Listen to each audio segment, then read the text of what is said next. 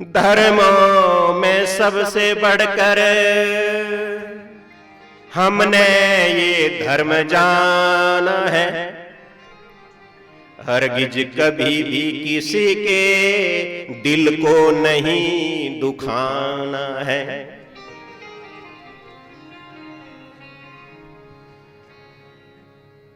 कर्मों से बढ़कर बस कर्म एक ये है, क्या? कर्मों से बढ़कर बस कर्म एक ये है, उपकार की बेदी पर प्राणों की बलि चढ़ाना है। अर्थात उपकार, भगवान वेद व्यास ने 18 पुराणों की रचना की, 18 उप पुराणों की रचना की, 18 औप पुराणों की रचना की। भगवान वेद व्यास ने 54 पुराण लिखे। कितने? 54 पुराण लिखे। लेकिन उन सभी पुराणों का एक ही सार उन्होंने बताया। क्या सार बताया? अष्टादश पुराणेषु व्यासस्य वचनं द्वयम्,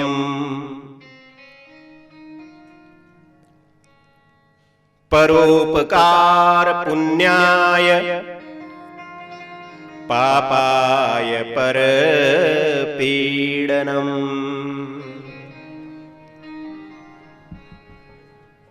उपकार की बेदी पर प्राणों की बलि चढ़ाना है। अगर किसी का भला करते करते अगर प्राण भी चले जाएं तो बुरी। और परोपकार से बढ़कर, उपकार से बढ़कर के कोई भी धर्म नहीं है, कोई पुण्य नहीं है। तीसरी बात बड़ी सुंदर लिखी है।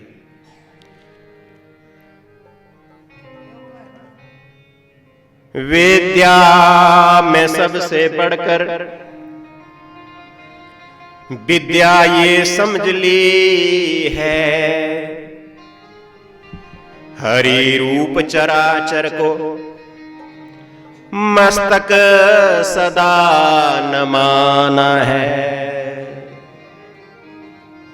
बोलिए उमापति महादेव की। सबसे बड़ी विद्या क्या है? भगवान के चरणों से प्रेम हो जाना, भगवान का दास बन जाना।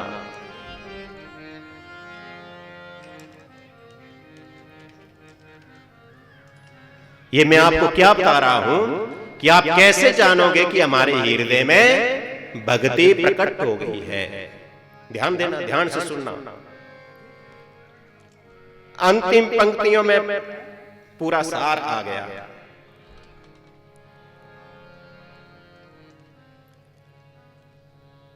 सब साधनों में सबसे श्रेष्ठ साधन,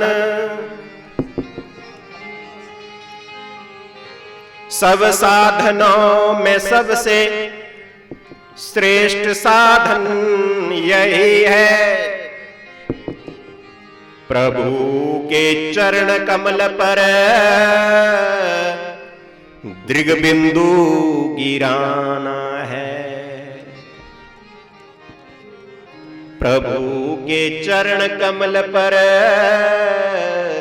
दृग बिंदु गिराना है। सबसे श्रेष्ठ कथा श्रवण करते हुए, ध्यान देना, कथा सुनते हुए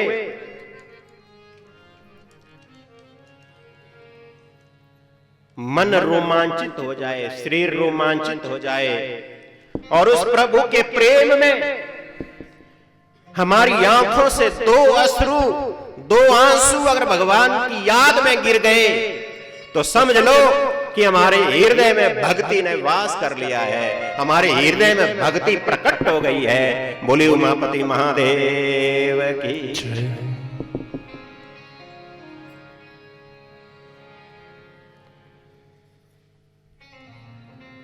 इस प्रकार से मूल्यांकन होता है अपने आप का कि हमारे हृदय में भक्ति प्रकट हुई या नहीं हुई। जब किसी की निंदा सुनना बुरा लगे, विष की तरह, विषधर नाग की तरह दूसरे की निंदा सुन करके अगर पीड़ा हो तो समझ लेना हमारे हृदय में भक्ति का वास है। अगर दूसरे की निंदा सुनते सुनते रस आए, मजा आए, तो समझ लेना हमने आज तक कुछ सुना ही नहीं, कुछ सुना ही नहीं।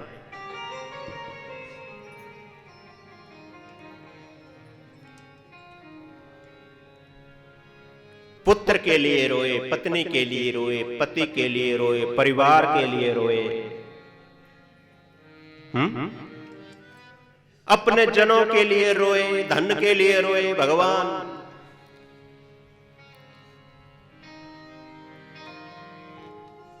क्या रोए? संसार के लिए रोए तो क्या रोए? प्रतिष्ठा के लिए रोए। अरे मनुष्यों, बिंदु गोस्वामी कहते हैं, अरे मनुष्यों, कभी संसार के लिए रोते रोते प्रभु के लिए भी 2 आंसू आ जाए हमारी आंखों पर, भगवान के लिए 2 आंसू आ जाए, इससे बढ़कर के जीवन का कोई सार नहीं है। यही जीवन का सार है, यही जीवन का सत्य है।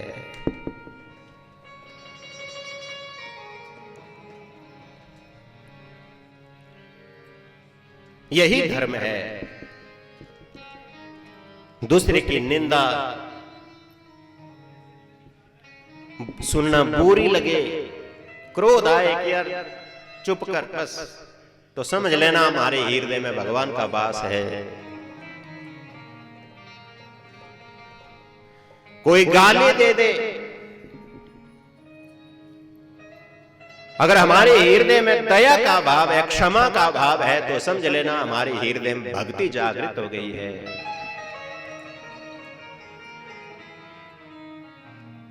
बोली उमापति महादेव की।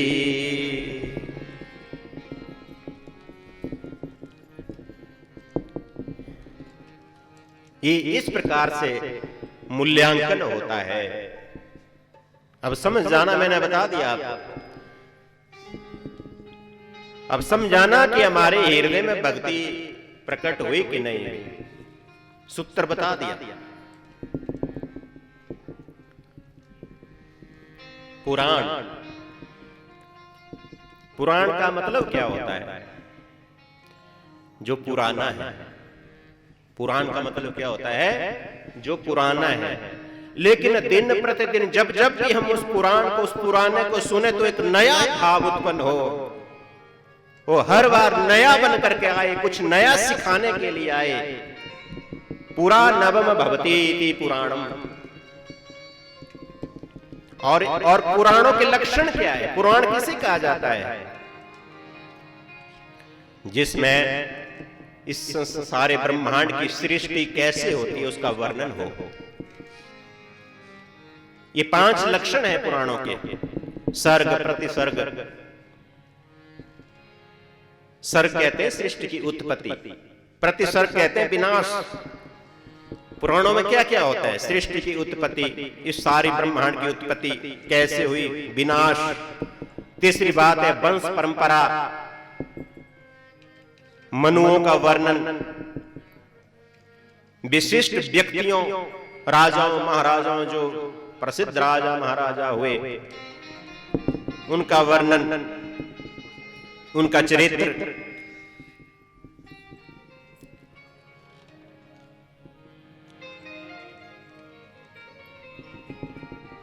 इस सृष्टि से पहले ये सूर्य, चंद्र, तारे, नक्षत्र, ये कब और कैसे, इनकी सृष्टि कैसे हुई, कब हुई, ये बातें केवल पुराणों से ही जानी जा सकती है। और पुराणों की संख्या कितनी है? कितनी संख्या है पुराणों की? 18। कौन कौन है पुराण 18?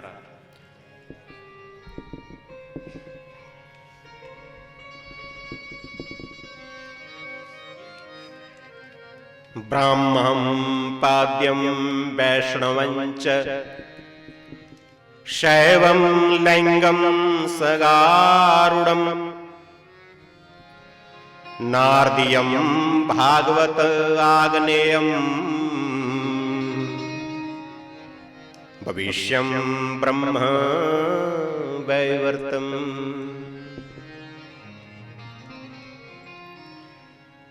मार्कण्डेयं सवामतं वाराहं मत्स्यं कौर्मं च ब्रह्मांडाख्यम इति त्रिशट। सबसे पहला पुराण है ब्रह्म पुराण। कौन सा? ब्रह्म पुराण। और इन पुराणों का जो क्रम है इसमें भी रहस्य है। पहले ब्रह्म ही क्यों हुआ? पहले वैष्णव क्यों नहीं हुआ? विष्णु, विष्णु पुराण।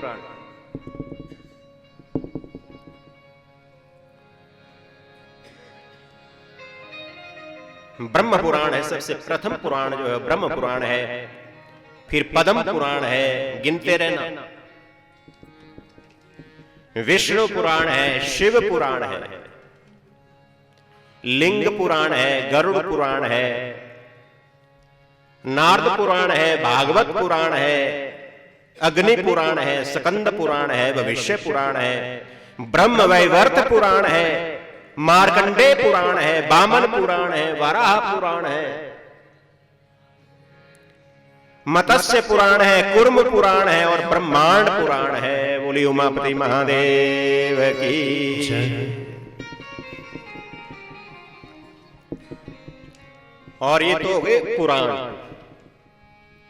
18 ही उप पुराण है।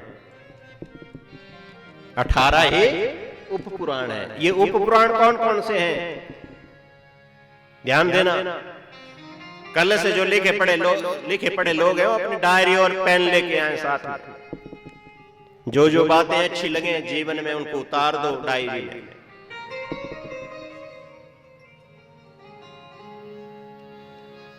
आदि पुराण, उप पुराण में पहला आदि पुराण,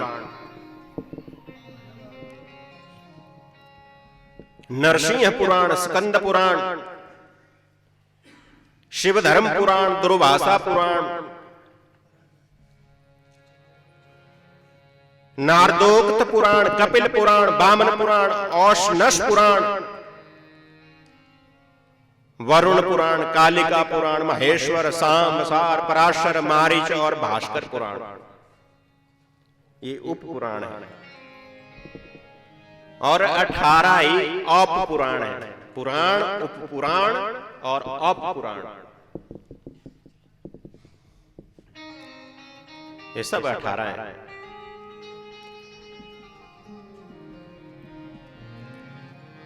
अठारह पुराणों में एक देवी भागवत को छोड़ करके सभी 17 पुराणों में पहला पुराण ब्रह्म पुराण है।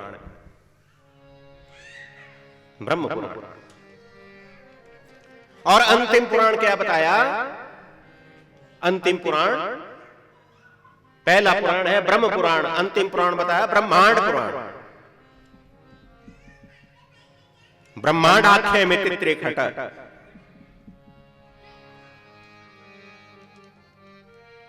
इसका मतलब क्या है? पहला ब्रह्म पुराण और अंतिम 18वां ब्रह्मांड पुराण। इसका अर्थ है कि ब्रह्म ही ब्रह्मांड रूप में बदल जाता है।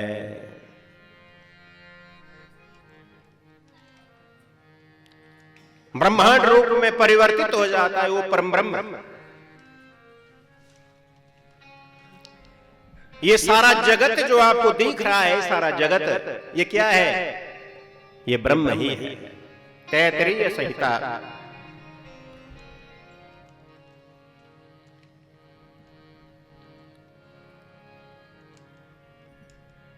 सर्वम खल्विदम ब्रह्म ने नाना अस्ति किंचन। वेद कहता है सर्वम खल्विदम ब्रह्म, ये सारा जगत जो दिखाई दे रहा है ये उस परम ब्रह्म का ही स्वरूप है, रूप है। सर्वम खलिदम ब्रह्म सिय राममय सब जग जानी, सारा जगत सिय राममय है। ब्रह्म के अतिरिक्त कुछ भी नहीं है।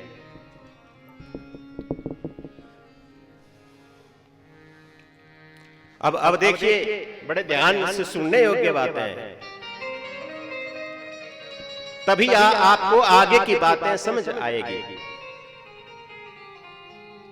अब इन पुराणों के क्रम को देखिए, पुराणों के क्रम को देखिए। पहला पुराण है ब्रह्म पुराण। कौन सा पुराण है? ब्रह्म पुराण। आपने भगवान नारायण को क्षीर समुद्र में सोते हुए तो देखा होगा। शेष सैया पर, शेषनाग की सैया पर क्षीर क्षुद्र समुद्र में भगवान विष्णु लेटे हैं, नारायण लेटे हैं। ये एक ऐरा गहरा चित्र नहीं है, ये विज्ञान से भरा चित्र है। इसमें परम विज्ञान छुपा हुआ है, जो देखने में बिल्कुल सीधा साधारण सा लगता है, लेकिन विज्ञान से भरा हुआ है ये चित्र। शांताकारं भुजगशयनम, भगवान नारायण शांताकार में लेटे हुए हैं, शेष शैया पर लेटे हुए हैं। और पद्मनाभम सुरेशम, और उनकी नाभि कमल से, उनकी नाभि से कमल उत्पन्न हुआ है, और उस कमल के ऊपर ब्रह्मा जो है वो वेद पाठ कर रहे हैं। यही ब्रह्मा जो है ये सृष्टि के रचयिता माने गए हैं, ये सृष्टि के रचयिता है। अगर ब्रह्मा सृष्टि के रचयिता हैं, ध्यान देना, तो जिज्ञासा होती है, जिज्ञासा उत्पन्न होती है कि इस समस्त ब्रह्मांड को, इस सारी सृष्टि को बनाने वाला कौन है। तो इस प्रश्न का उत्तर आपको कहां मिलेगा? ब्रह्म पुराण में मिलेगा।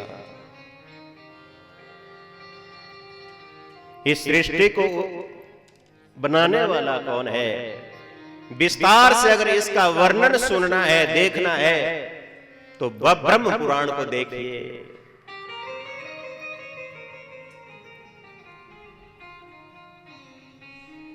फिर जिज्ञासा होती है, सृष्टि तो हो गई,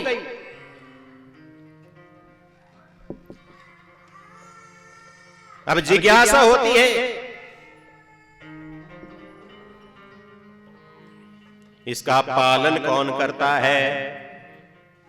सृष्टि बना दी ब्रह्मा ने, तो इस सृष्टि का पालन कौन करता है? तो विष्णु पुराण उसका उत्तर देता है।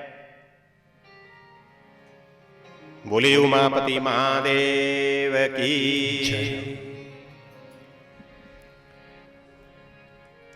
ब्रह्मा जी ने इस मूल सृष्टि का पता कैसे लगाया? तो इसका उत्तर शिव महापुराण देता है।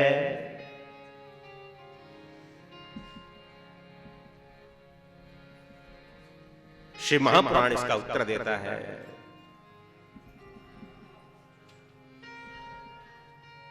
शिव कहते हैं वेद को,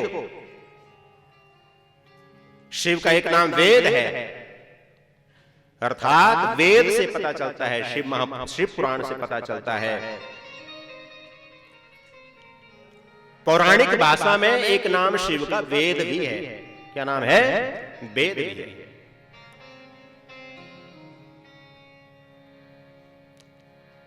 जैसे श्रीमद् भागवत के महात्म्य में एक श्लोक आता है, जनपदा शिवशूला द्विजातयः, पद्म पुराण का ये श्लोक है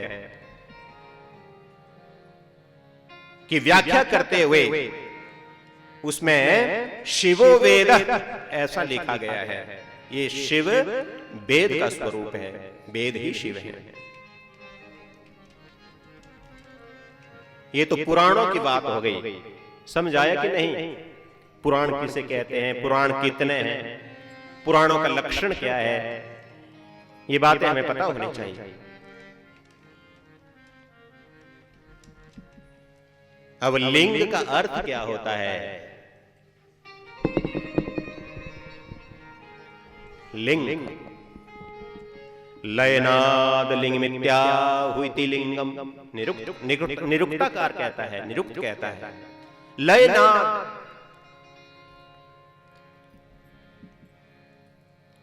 लीन अर्थ के गमक चिन्हों को लिंग कहते हैं।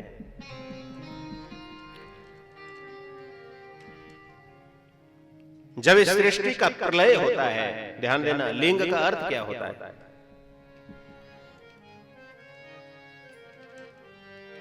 उस महाप्रलय में इस सारी सृष्टि ये कहां चली जाती है? सृष्टि किस में लीन हो जाती है? उस महालिंग में लीन हो जाती है और उसी से ये प्रकट होती है। बोली उमापति महादेव की।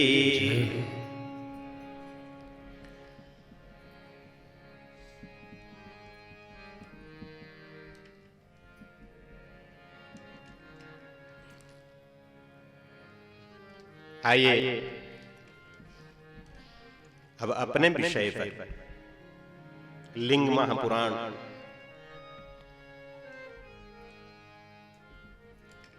मत्स्य पुराण कहता है कि इस लिंग की उत्पत्ति कैसे होती है, ये सबसे पहले कहां प्रकट हुआ? यत्राग्नि लिंग मध्यस्थः प्राहादेवो महेश्वर धर्मार्थ काम मोक्षार्थम माग्नेयम अधिकृतम।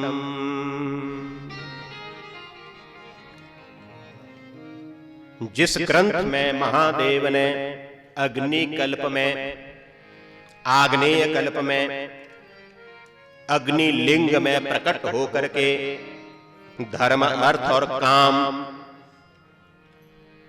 इत्यादि पदार्थों की प्राप्ति का साधन बताया, उसे लिंग पुराण कहते हैं। बोली उमापति महादेव की।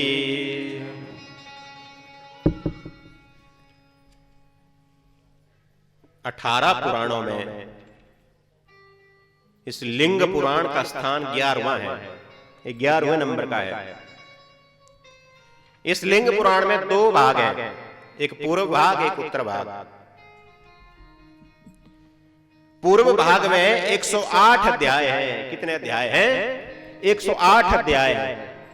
और उत्तर भाग में 55 अध्याय हैं। 108 और 55 कितने हो गए? 163 अध्यायों का ये छोटा सा लिंग पुराण है। बोलिए उमापति महादेव की, वृंदावन बिहारी लाल की।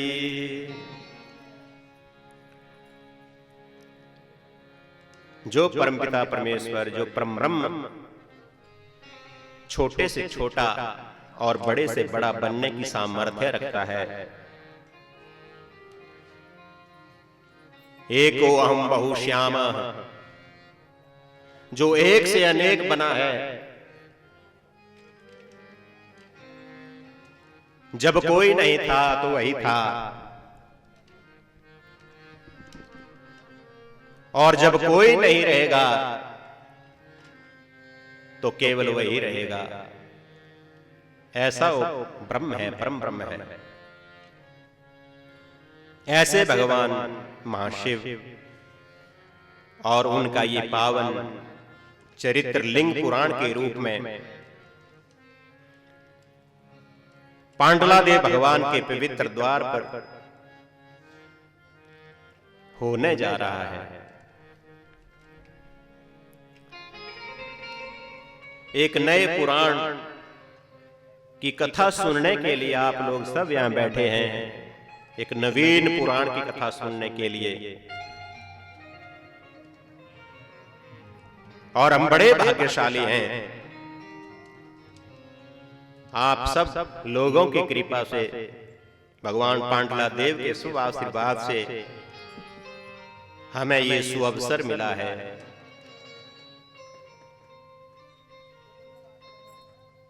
वही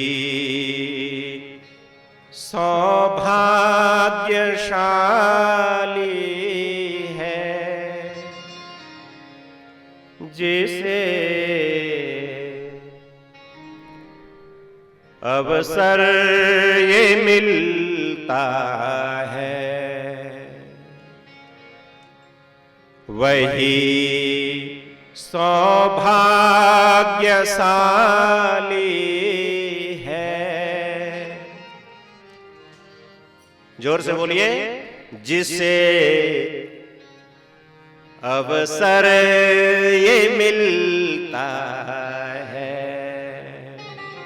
इसलिए आज हम बड़े भागी हुए, सौभाग्यशाली हो गए, हमें ये सुअवसर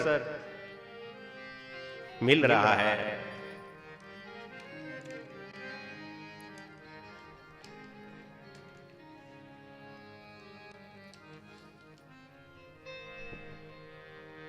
11 दिन का अनुष्ठान अनवरत 16 अप्रैल तक ये चलने वाला है। आप कथा सुनेंगे।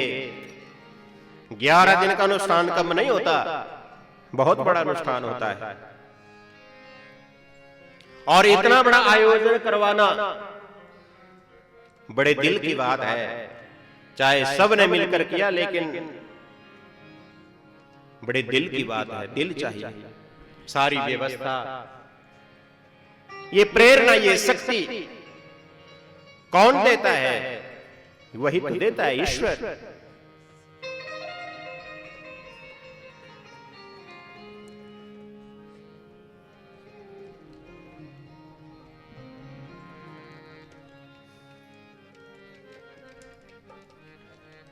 इसलिए अपने आप को सौभाग्यशाली समझो। और एक बात और सुन लीजिए ध्यान से। बोलिए उमापति महादेव की। इस कथा को छोड़ना मत। ये लिंग महापुराण की बड़ी सुंदर कथा है। आपको बहुत से ग्रंथों की, पुराणों की कथा सुनने को मिलेगी, लेकिन इसमें बड़ी अद्भुत कथाएं हैं, अद्भुत प्रसंग हैं इस शिव महापुराण, इस लिंग महापुराण में। और इस कथा के पहले दिन हमारे जो यजमान बने हैं, आप बड़े भाग्यशाली हैं, क्योंकि मुख्य यजमान की महिमा, मुख्य यजमान की महिमा हमने पढ़ी है, आपको भी सुनाएंगे। मुख्य यजमान जो बनता है इन सामूहिक यज्ञों में, पुराणों में, पुराणों की कथा में, उसका वर्णन नहीं किया जा सकता। और ये ऐसा मत सोचना कि हमने अपने साधन से ये किया ना। जब उस परमपिता परमेश्वर की कृपा होती है, तभी ये मौका मिलता है। तुलसीदास जी कहते हैं, यह गुण साधन से नहीं होई, यह गुण साधन से नहीं होई, यह गुण साधन से नहीं होई, यह गुण साधन से नहीं होई। तुम्हारी कृपा पावे कोई कोई, तुम्हारी कृपा पावे कोई कोई, यह गुण साधन से नहीं होई, यह गुण साधन। तुम्हारी कृपा पावे कोई कोई, तुम्हारी कृपा पावे कोई कोई, यह गुण साधन से नहीं साधन से नहीं होएगी।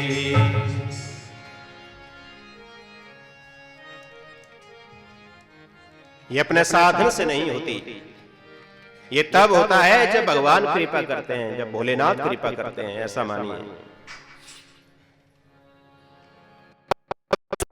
होता है, ऐसा नहीं होता। और एक बात और ध्यान से सुनना, बड़ी सुंदर बात लिंग महापुराण में कही है, और मैं इस बात को हर जगह कहता हूं।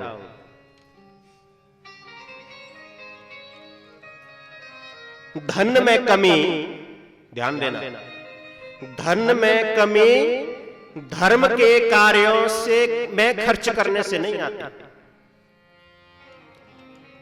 धन में कमी धर्म कार्यों में खर्च करने से नहीं आती। धन में कमी आती है जब हम उस धन को विषयों में, भोगों में, मांस में, मंदिरा में खर्च करते हैं। भोगों पर हम उस अपने धन को जब खर्च करते हैं तो धन में कमी आती है। बोल उमापति महादेव की। धर्म में धन लगाने से धन बढ़ता है, कम नहीं होता।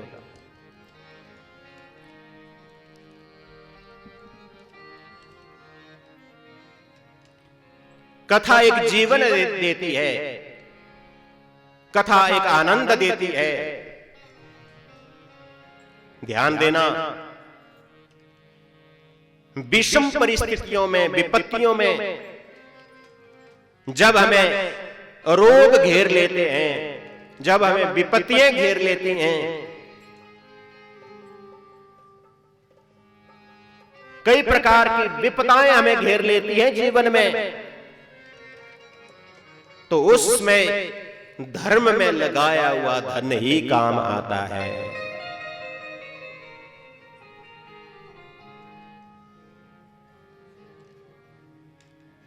उसमें धर्म किया हुआ ही काम आता है।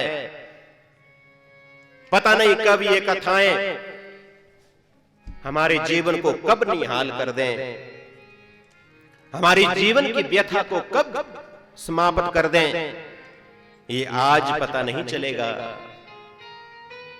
ये आज पता नहीं चलेगा।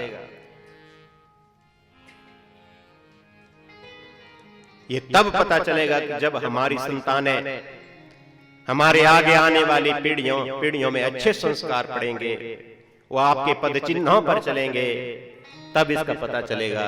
बोले उमापति महादेव की। किसका, इस मनुष्य का कितना बड़ा पुण्य रहा होगा जिसकी आगे आने वाली संतानें, जिसके पुत्र, जिसके पौत्र इतने संस्कारवान हुए हैं।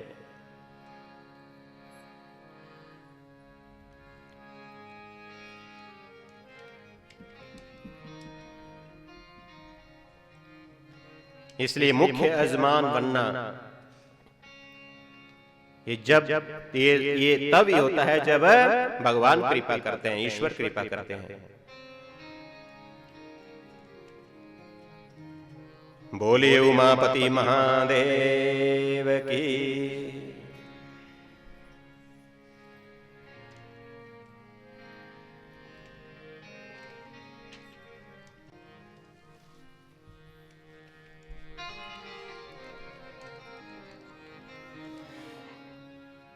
एक बात मैंने यहां देखी, हर बार देखते हैं इस पंडाल में कुर्सी नहीं है, ये बड़ी अच्छी बात। ऐसा बहुत कम देखने को मिलता है। और भगवान की कथा कुर्सी में बैठ करके सुनने भी नहीं चाहिए।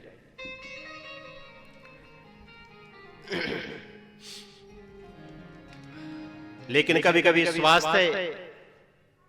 हमारा स्वास्थ्य से समझौता करना पड़ता है। कुछ 55-60 वर्ष के बाद दिक्कत आ जाती है, लेकिन अगर अपनी टांगों को स्वस्थ रखना है, अपने घुटनों को स्वस्थ रखना है, तो 4-5 किलोमीटर प्रतिदिन चलना चाहिए, घूमना चाहिए। बोले उमापति महादेव की। 4-5 किलोमीटर प्रतिदिन।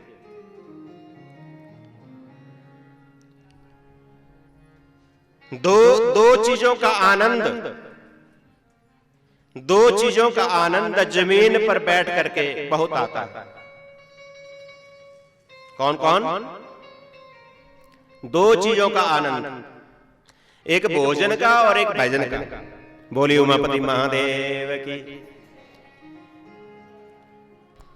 जो आनंद भोजन का जमीन में बैठ करके आता है, वो कुर्सी टेबल में बैठ करके नहीं आता। बोलो राधे राधे, जोर से। और दूसरा भजन का। इसलिए भजन और भोजन ये प्रयत्न करें, ये कोशिश करें कि जमीन पर बैठ करके ही हो। बोले उमापति महादेव की।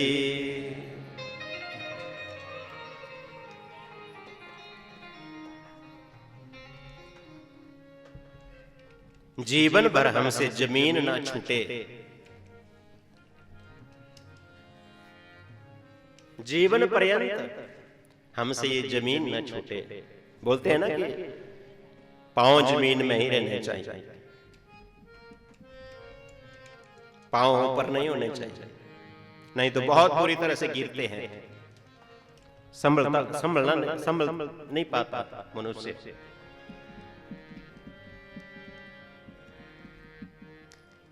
हमारे पांव जमीन से जुड़े रहें, हमसे जमीन ना छूटे, इसलिए प्रातः काल जल्दी उठने का प्रयत्न कीजिए। बोलिए उमापति महादेव की।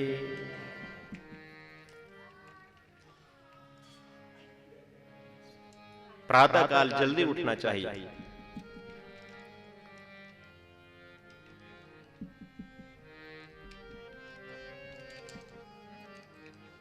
आइए अब हम लिंग महापुराण में प्रवेश कर रहे हैं।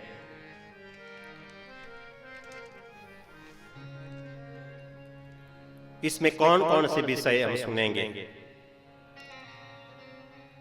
और ये लिंग पुराण की कथा कहां पर चल रही है? नैमिषारण्य में। नारद जी कई प्रकार के तीर्थों का, विभिन्न प्रकार के तीर्थों का भ्रमण करते करते नैमिषारण्य पहुंचे। बोले उमापति महादेव की।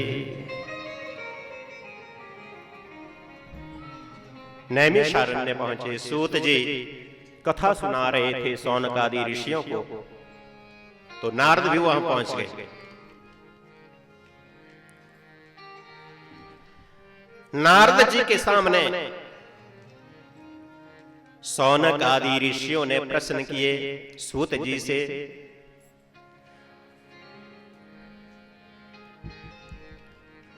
और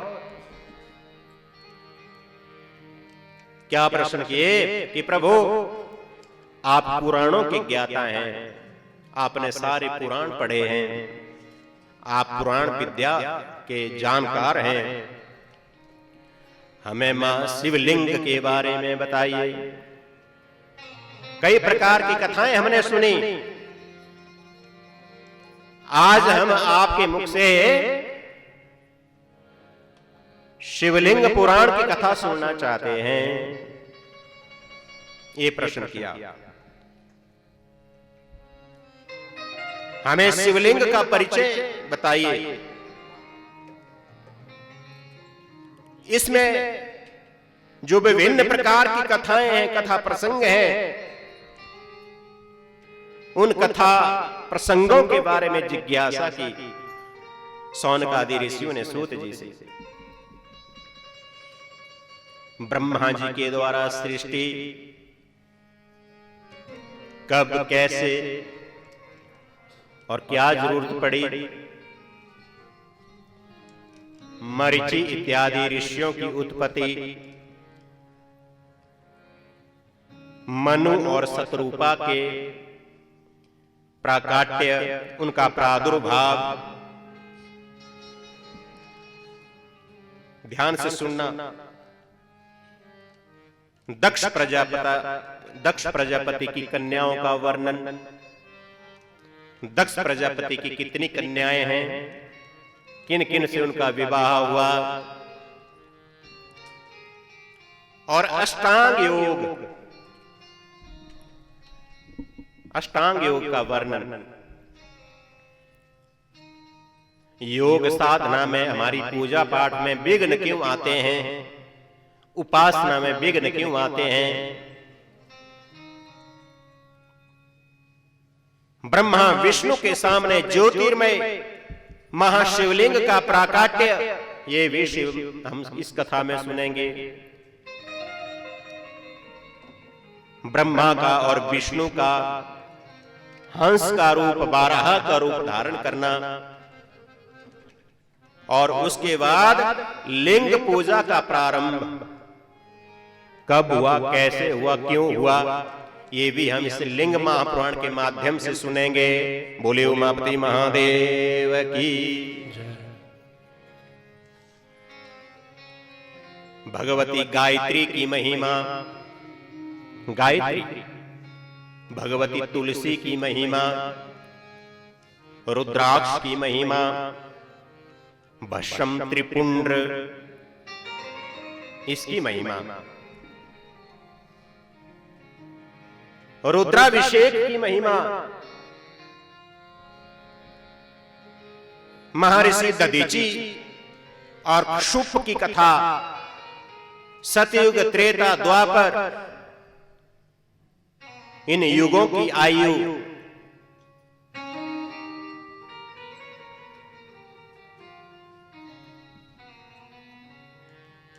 और इनका वर्णन, कलयुग के धर्मों का वर्णन, नवग्रहों की गतियों, नवग्रहों की स्थितियों, और मानव जीवन में ग्रहों का क्या प्रभाव होता है, अरिष्ट ग्रहों को शांत करने के उपाय इस लिंग पुराण के माध्यम से हम सुनेंगे। बोले उमापति महादेव की।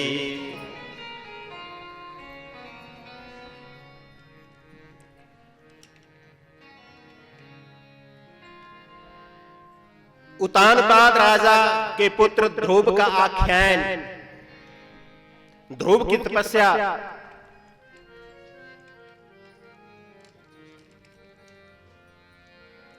दक्ष प्रजापति के द्वारा मैथिली सृष्टि का प्रादुर्भाव, महर्षि पराशर, भगवान वेदव्यास और सुखदेव जी के जन्म का आख्यान हम इस लिंग महापुराण के माध्यम से सुनेंगे। बोलिए उमापति महादेव की। देखो कितने सुंदर सुंदर प्रसंग हैं। सूर्यवंश, चंद्रवंश, इनके राजाओं का वर्णन, भगवान श्री कृष्ण के अवतारों का वर्णन, और भगवान श्री कृष्ण का संक्षिप्त चरित्र, ये भी लिंग पुराण में है। श्री कृष्ण की जन्म कथा ये लिंग पुराण में है।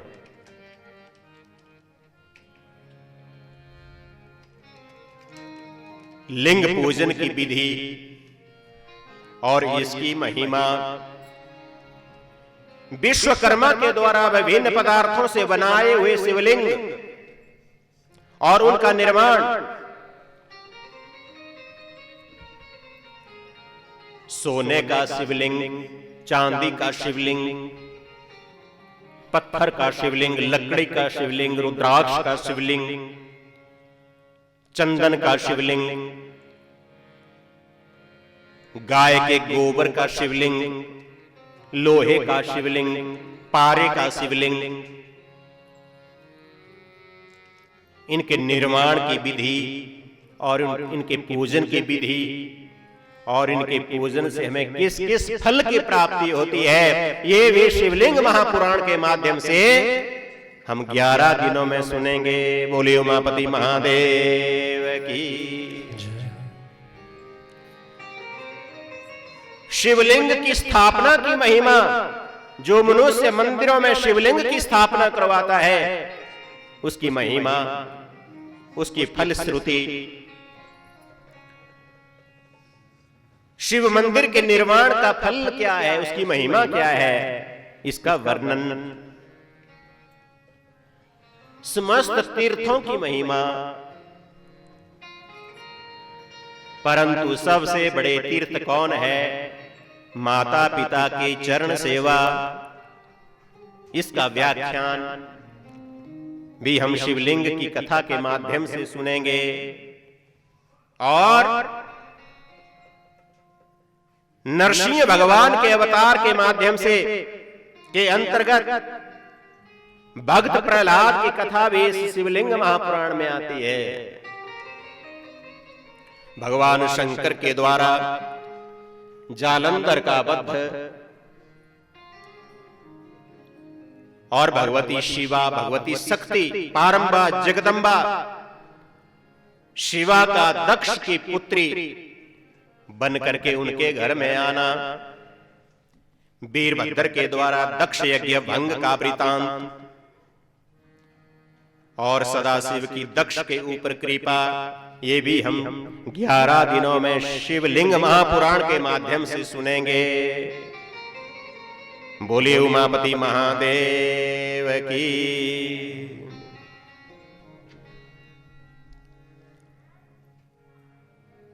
जब शिवा, जब शक्ति दक्ष के घर में कन्या रूप में आई और अपने पिता दक्ष के यज्ञ में अपना शरीर उसने दाह कर दिया, नष्ट कर दिया, तो अगले जन्म में फिर हिमालय के घर में पार्वती के रूप में आई। ये कथा भी हम इन 11 दिनों में सुनेंगे।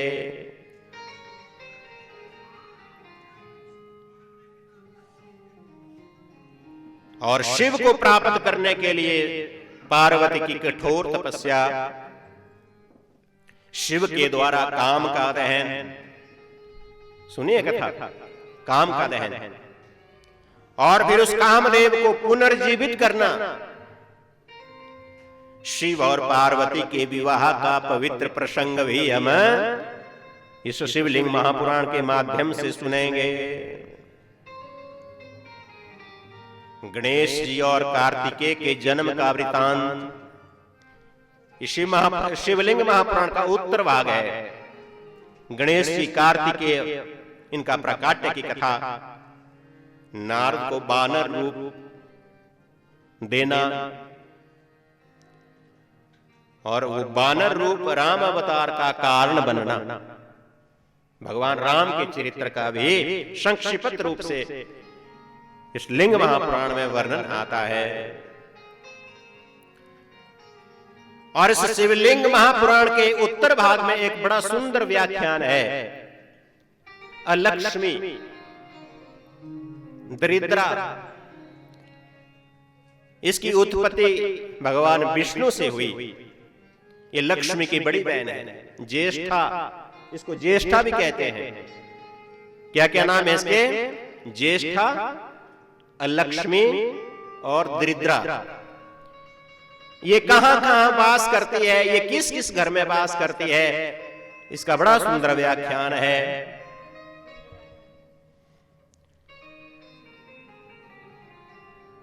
पशु, पाश और पशुपति, इनकी व्याख्या। पशु किसे कहते हैं, पास क्या है और पशुपति क्या है। लिंग पूजन की महिमा, कन्यादान की व्याख्या। बोलिए उमापति महादेव की। कन्यादान, अश्वदान, गोदान, स्वर्णदान, कई प्रकार के दानों का वर्णन लिंग महापुराण में आता है।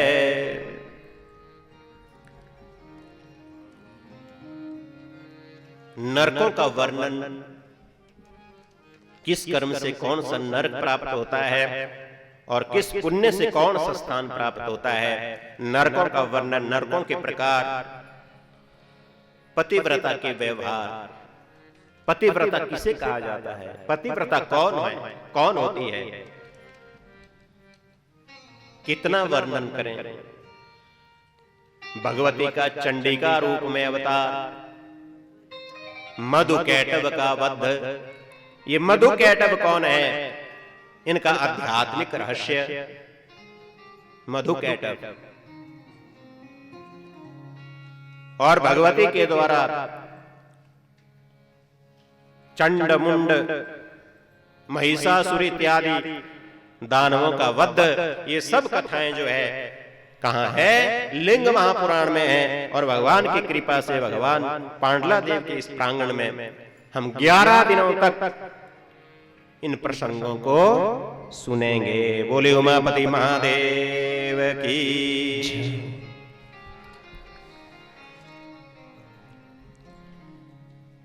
विशेषतः कलौ व्यास पुराण श्रवणादृते, परो धर्मो न पुषाम ही, मुक्ति ध्यान पर समृतः। विशेषतः कलो व्यास। हे भगवान वेद व्यास जी, विशेष करके कलयुग में, ये लिंग महापुराण की महिमा है, विशेष करके कलयुग में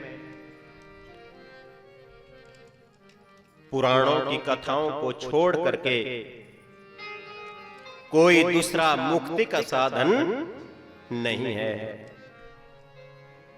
भगवान की कथाओं को सुनना, क्योंकि नवधा भक्ति में सबसे बढ़िया भक्ति जो है, सबसे प्रथम भक्ति जो है श्रीमद् भागवत में कौन सी है? श्रवणम। इसलिए पुराणों को का श्रवण जो है वो हमारा मुक्ति का द्वार खोलता है। और विशेषकर इस कलयुग में या गति पुण्यशालीनां यवनांच तपस्विनां सा गति सहसा तात पुराण श्रवणात् खलो। सा गति पुण्यशीलानां, जो पुण्यशालियों को, जो धार्मिकों को, जो बड़े बड़े यज्ञ करते हैं, जो बड़े बड़े तपस्वी हैं, जो गति उनको मिलती है, सा गति सहसा तात, वही गति इस लिंग महापुराण को श्रवण करने से कलयुग के प्राणियों को मिल जाती है। बोलिए उमापति महादेव की।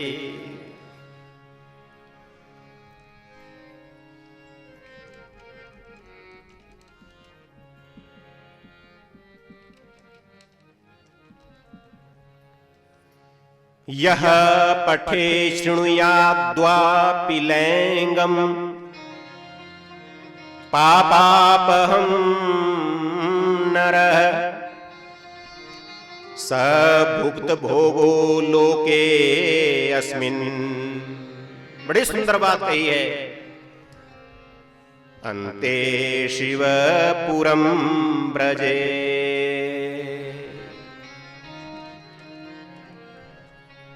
लिंग पुराण, नारद पुराण और अग्नि पुराण, तीनों पुराणों में ये बात मिलेगी। क्या? यह पठे शृणुयाद्वपि,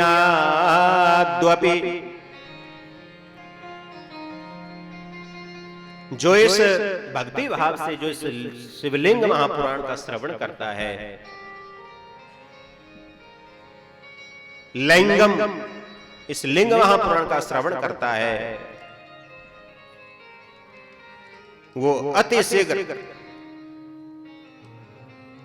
शिवपुरम ब्रजे, भगवान शिव के धाम को प्राप्त होता है। बताइए, ये पुराणों में लिखा है।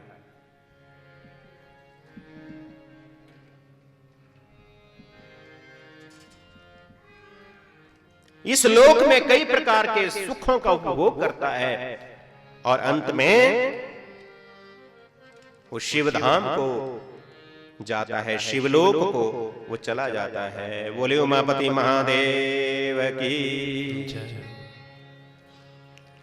इतना ही नहीं, जो मनुष्य इस लिंग महापुराण को पढ़ता है और पढ़ाता है,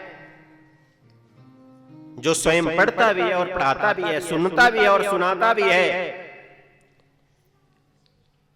वो परम गति को प्राप्त करता है। उसके लिए इस कलयुग में कुछ भी दुर्लभ नहीं है। बोले उमापति महादेव की। इसलिए आपने बड़े भारी मनोयोग से एक भी दिन नहीं छोड़ना है। बहुत सुंदर सुंदर कथाएं, बड़ी सुंदर सुंदर आख्यान इस शिवलिंग महापुराण में है। एक बार माता पार्वती ने एक बड़े काम की बात बताता हूं, भगवान भोलेनाथ से पूछ लिया। किसने पूछा? माता पार्वती ने भोलेनाथ से पूछा कि स्वामी एक बात बताइए कि आप किस साधन से वश में होते हैं? ऐसा कौन सा साधन है जिससे आप वश में हो जाते हैं? ऐसा कौन सा साधन है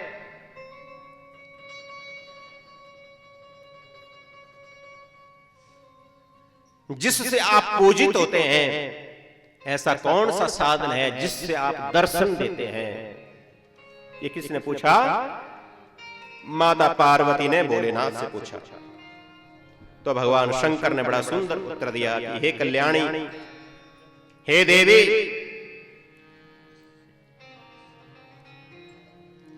जिस प्रकार ब्रह्म को जानने के लिए तुमने ये प्रश्न किया है, उसी प्रकार जिस प्रकार तुमने ये प्रश्न किया, एक बार ब्रह्मा जी ने भी मेरे से ये पूछा था। तो जिस प्रकार मैंने ब्रह्मा को बताया था, इस बात के बारे में आप भी सुनिए। तो कहा है कि हे देवी, मैं केवल श्रद्धा से बस में होता हूं, श्रद्धा से। क्योंकि गीता में भगवान श्री कृष्ण कहते हैं कि श्रद्धावान लभते ज्ञानम, श्रद्धावान मनुष्य ही, श्रद्धावान जीव ही ज्ञान प्राप्त कर सकता है। सबसे पहले श्रद्धा, जितनी हृदय में श्रद्धा होगी उतना प्राप्त करोगे। मैं केवल श्रद्धा से, मुझे केवल श्रद्धा से वश में किया जा सकता है।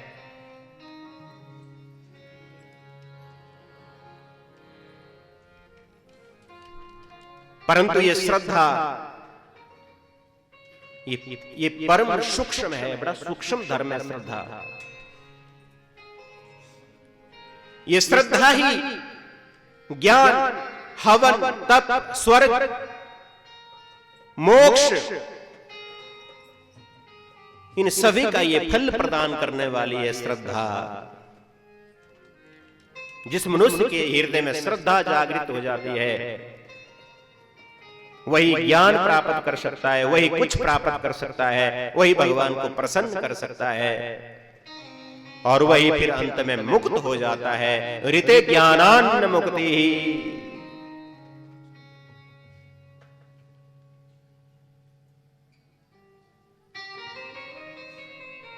श्रद्धा धर्म परम सूक्ष्म, श्रद्धा ज्ञानम द्रुतम तप,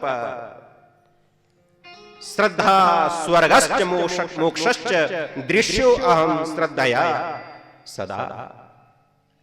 लिंग महापुराण के 10वें अध्याय पूरे भाग में ये बात लिखी गई। इसलिए श्रद्धा से अपने हृदय को शुद्ध पवित्र करते हुए आइए और अपने जीवन को सफल बनाइए। बोले उमापति महादेव की। अब अगर हमारे घर में आंगन में बाहर कूड़ा कबाड़ पड़ा हो तो साधारण आदमी भी बोलेगा अरे क्या गंद डाल रखा है इसे।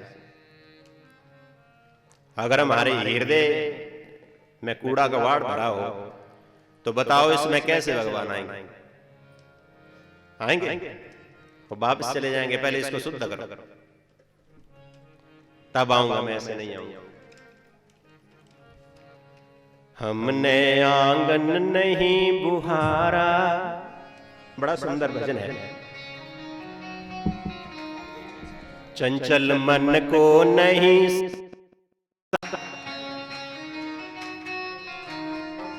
कैसे आएंगे भगवान, कैसे आएंगे भगवान, कैसे आएंगे भगवान, कैसे आएंगे भगवान, कैसे आएंगे भगवान, कैसे आएंगे भगवान, कैसे आएंगे भगवान, कैसे आएंगे भगवान। हमने आंगन नहीं बुहारा, नहीं बुहारा, हमने आंगन नहीं बुहारा, चंचल मन को नहीं संवारा।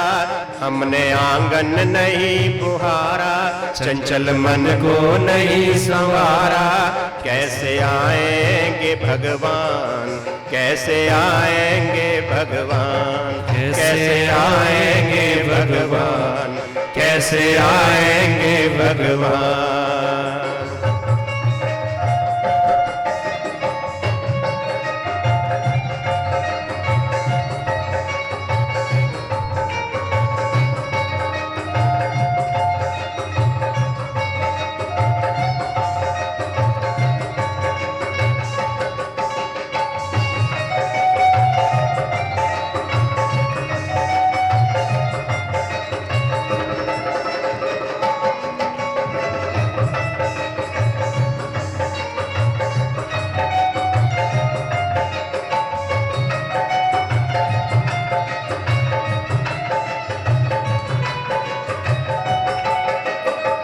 रामचरितमानस में गोस्वामी जी कहते हैं, निर्मल मन जन सो मोहि पावा, मोहि कपट छल छिद्र न भावा। निर्मल मन जन सो मोहि पावा, मोहि कपट छल छिद्र न भावा। निर्मल मन जन सो मोहि पावा, मोहि कपट छल छिद्र न भावा। हर कोने कलमस्क साय की लगी हुई है ढेरी, हर कोने कलमस्क साय की लगी हुई है ढेरी। नहीं ज्ञान की किरण कहीं भी, अरे कोठरी अंधेरी।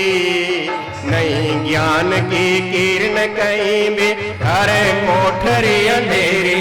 आंगन चौबारा अंधियारा, आंगन चौबारा अंधियारा। कैसे आएंगे भगवान, कैसे आएंगे भगवान, कैसे आएंगे भगवान, कैसे आएंगे भगवान। हमने आंगन नहीं बुहारा, चंचल मन को नहीं संवारा। हमने आंगन नहीं बुहारा, चंचल मन को नहीं संवारा। कैसे आएंगे भगवान, कैसे आएंगे भगवान, कैसे आएंगे भगवान, कैसे आएंगे भगवान।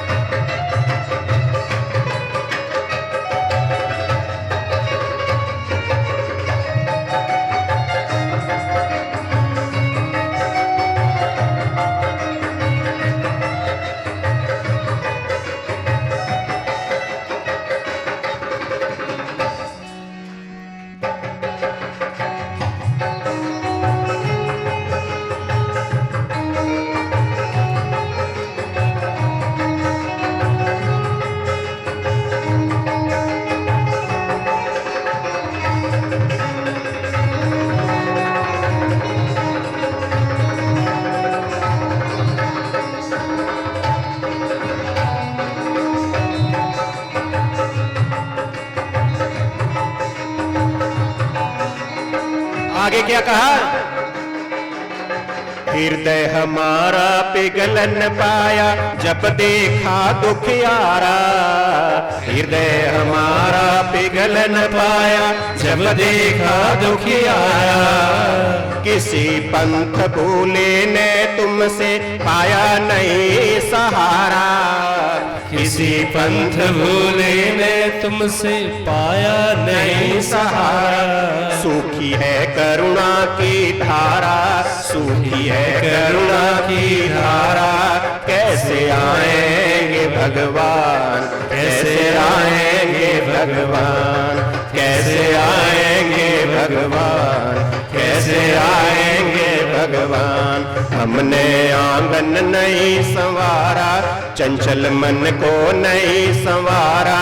कैसे आएंगे भगवान, कैसे आएंगे भगवान, कैसे आएंगे भगवान, कैसे आएंगे भगवान, कैसे आएंगे भगवान, कैसे आएंगे भगवान, कैसे आएंगे भगवान, कैसे आएंगे भगवान।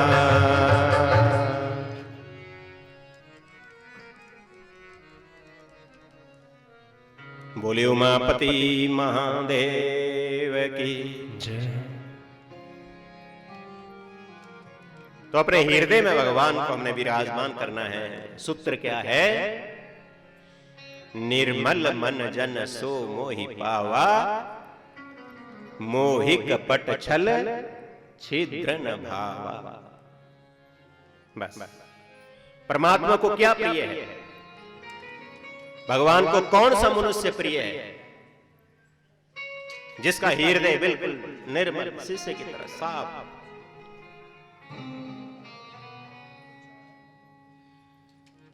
जिसके हृदय में कोई छिद्र नहीं, कोई छल नहीं, कोई कपट नहीं, उसके हृदय में भगवान विराजमान होते हैं। और जिसके हृदय में भगवान विराजमान होते हैं, भगवान का एक नाम क्या है? करुणा सागर।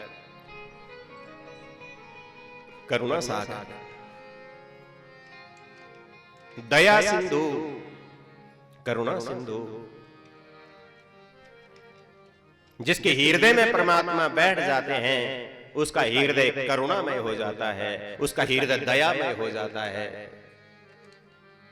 सारा जगत उसको अपना लगने लगता है।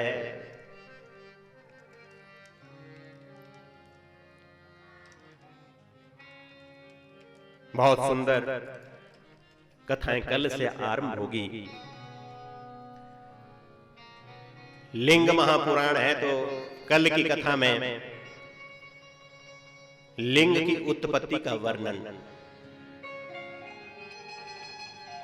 शिवलिंग की उत्पत्ति कैसे हुई, कितने प्रकार के लिंग होते हैं और लिंग पूजा का महत्व क्या है, उसकी महिमा क्या है। भगवान शंकर के लिंग प्रकाट्य की कथा से आरंभ, सृष्टि वर्णन से आरंभ। क्योंकि लिंग, शिवलिंग की कथा, शिवलिंग का प्रकाट्य की कथा अगर सुननी है तो हमें सबसे पहले सृष्टि वर्णन में जाना पड़ेगा, तब पता चलेगा। ऐसे नहीं।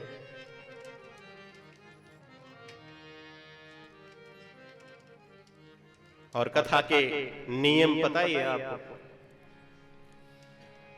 कि कैसे कथा सुनी जाती है। जो यजमान प्रतिदिन बनेंगे वो एक समय भोजन करें, सात्विक रहे,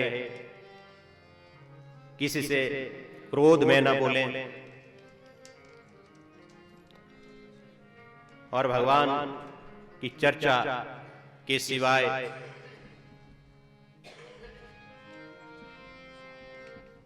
वो कोई अपने मुंह से कोई अपशब्द किसी को ना कहे, क्योंकि यजमान का लक्षण यही है। अगर क्रोध आ गया तो हमारा किया गया सारा पुण्य समाप्त हो जाता है। इसलिए मुख्य यजमान का पहला कर्तव्य है क्रोध रहित होना, क्रोध ना करना, क्योंकि क्रोध करने से बुद्धि भ्रमित हो जाती है, बुद्धि काम नहीं करती।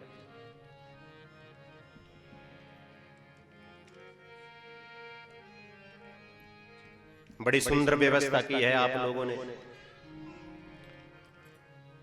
और एक आसन में बैठना है।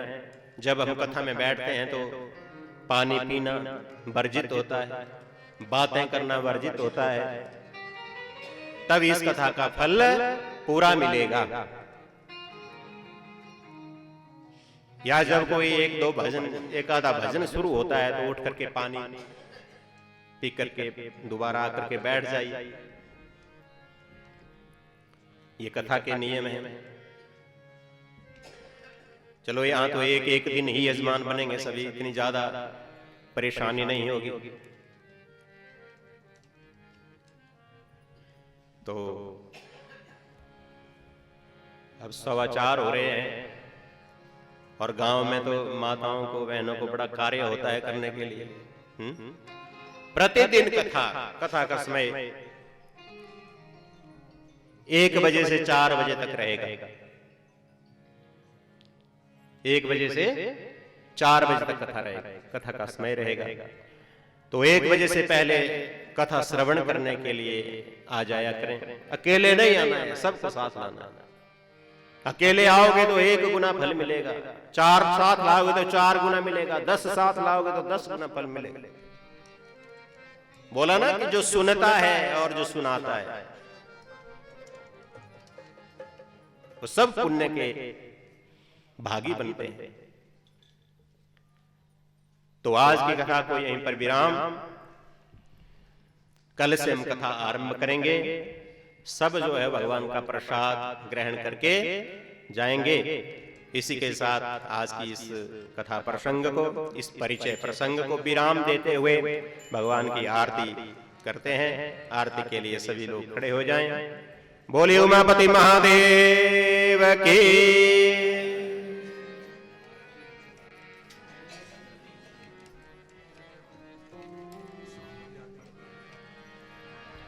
और शाम की आरती कितने बजे? 7:30 बजे। शाम की आरती के लिए 7 बजे, 7:30 बजे आप यहां आ जाएं। 7:30 बजे शाम की आरती शुरू हो जाएगी और 8 बजे से भजन संध्या, सायंकालीन संध्या, भजन कीर्तन चलेगा। 9:30-10 बजे तक प्रतिदिन इतना ही होगा। तो वो व्यवस्था के अनुसार उस समय में थोड़ा फेरबदल कर दिया जाएगा। तो आरती के लिए सभी प्रेम से आरती करेंगे। हरि हरि। हे भोलेनाथ तेरी आरती गाऊं, हे उमानाथ तेरी आरती गाऊं, हे गौरी शंकर तेरी आरती गाऊं, आरती गाऊं प्यारे तुमको मनाऊं, आरती गाऊं प्यारे तुमको रिझाऊं, हे भोलेनाथ तेरी आरती गाऊं, हे भोलेनाथ तेरी आरती गाऊं।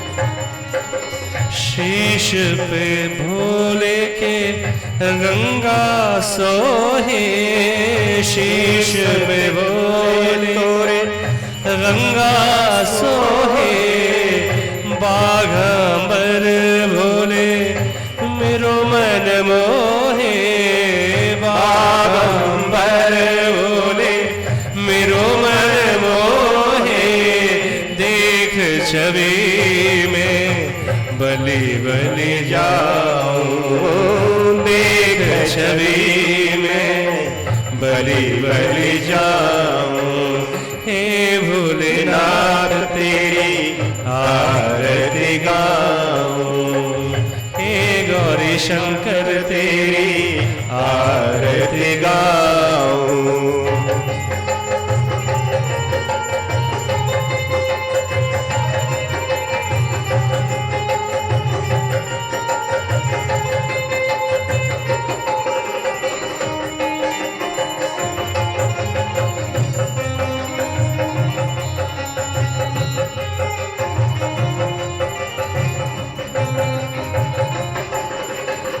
संग सोहे गिरजा नित प्यारी, संग सोहे गिरजा नित प्यारी, चंवर डुलाए दुनिया सारी, चंवर डुलाए दुनिया सारी, प्यारी छवि के मैं दर्शन पाऊं, प्यारी छवि के मैं दर्शन पाऊं। हे भोलेनाथ तेरी आरती गाऊं, हे गौरी शंकर तेरी आरती गाऊं। महादेव प्रभु हो त्रिपुरारी, महादेव प्रभु हो त्रिपुरारी, भक्तों के भोले तुम भयहारी, भक्तों के भोले तुम भयहारी, हर हर शंभो कह के तुमको मनाऊं, हर हर शंभो कह के तुमको रिझाऊं। हे भोलेनाथ तेरी आरती गाऊं।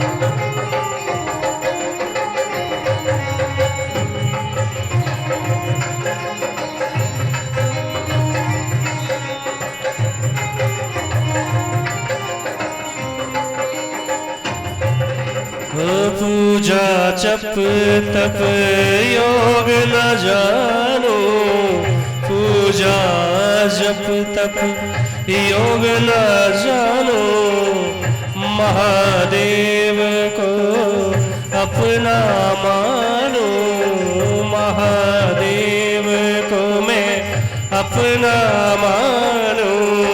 श्रद्धा सुमन चरणों में चढ़ाऊं, श्रद्धा सुमन चरणों में चढ़ाऊं। हे भोलेनाथ तेरी आरती गाऊं, हे गौरी शंकर तेरी आरती गाऊं, आरती गाऊं प्यारे तुमको मनाऊं, आरती गाऊं प्यारे तुमको रिझाऊं। उमापति तेरी आरती गाऊं, हे भोलेनाथ तेरी आरती गा, तेरी आरती गा, तेरी आरती